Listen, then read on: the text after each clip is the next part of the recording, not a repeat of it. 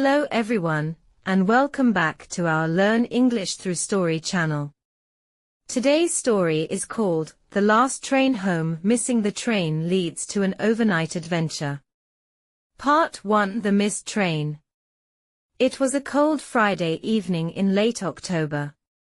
The city of Brighton buzzed with life.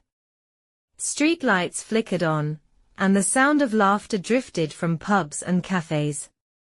David adjusted the strap of his backpack and hurried down the platform. His train to London was scheduled to leave at 7:30 p.m. He glanced at his watch. 7:28.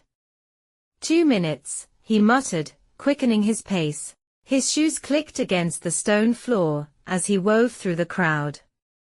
The announcement echoed, "The 7:30 train to London Victoria is now departing." David froze. Just ahead, he saw the train doors close. A sharp whistle blew, and with a loud groan, the train began to move. "No. Wait," he shouted, breaking into a run. But the train slid out of the station, leaving only the sound of wheels fading into the distance.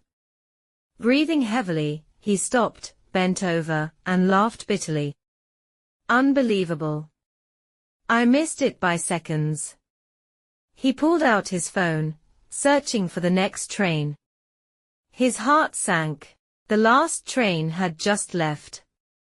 The next one was tomorrow morning. Part 2. A Decision to Stay. David walked out of the station and into the chilly night air. The streets were crowded with people enjoying Friday night. Music floated from bars, and groups of friends spilled onto the sidewalks. He opened a map on his phone and thought, I could book a hotel. But most places were expensive or full. Maybe I'll just stay awake all night, he whispered. How bad can it be? He zipped up his jacket and started walking, curious about what the night might bring. Part 3. Meeting a Stranger. As David wandered through the old lanes of Brighton, he noticed a man sitting outside a small bookshop that was still open. The man wore a thick scarf and was sketching in a notebook. Looking lost, the man asked with a friendly smile. David chuckled. I missed my train to London. Now I'm just killing time. Ah, that happens. I'm Oliver, the man said, extending a hand. David. Oliver looked at his backpack. Traveler. Sort of. I came for work, but now I have an unexpected night of adventure. Oliver's eyes sparkled. Then you're lucky. Brighton at night is full of surprises. Part 4. The Secret Cafe. Oliver invited David to follow him. They walked through narrow alleys, past colorful graffiti and glowing shop windows. Eventually, they stopped in front of a tiny cafe hidden behind an archway. Inside, soft jazz music played. The cafe was dimly lit with candles, and people sat reading poetry or playing chess. This place never closes, Oliver explained. It's a little secret of the city. They ordered hot chocolate. David felt warmth return to his fingers as he sipped. This is incredible, David said.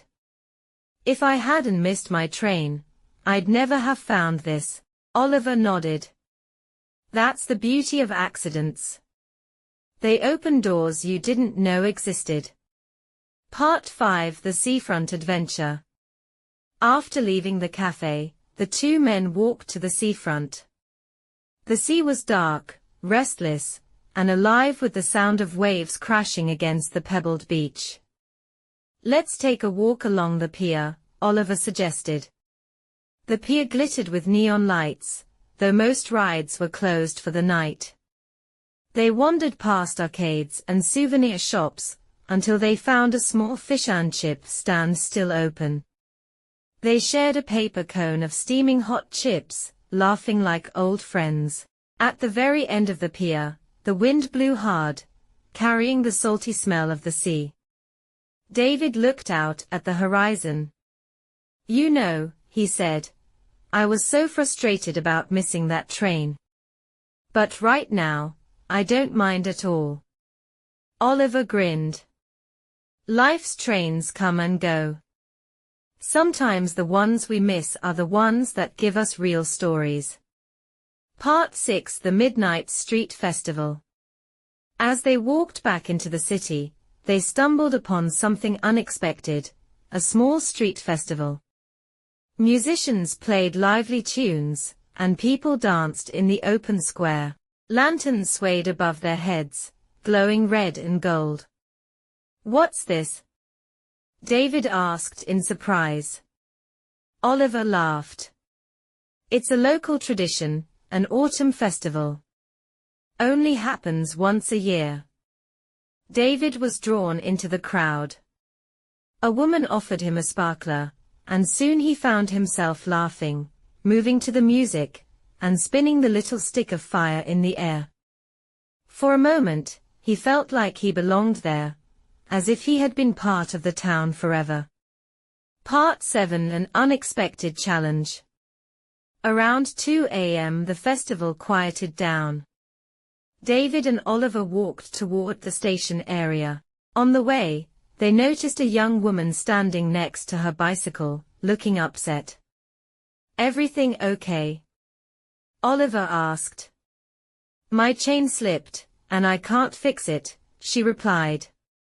David knelt beside the bike. "I'm no mechanic, but let's give it a try." Together, they managed to fix the chain. The woman smiled gratefully. "Thank you. Most people would have just walked past." She handed David a small card. "If you ever come back, visit my art gallery. Tonight, you were a hero." David slipped the card into his pocket, smiling. Another unexpected door, he thought. Part 8: Waiting for morning. At last, around 4 a.m., they reached the beach again. The night was quiet now, with only the sound of waves. David and Oliver sat on the stones, watching the horizon slowly lighten. "This is it," Oliver said softly. "The best part of missing a train, the sunrise." As the first rays of gold stretched across the water, David felt a deep calm. His tiredness melted away in the beauty of the moment. When the sun finally rose, he turned to Oliver.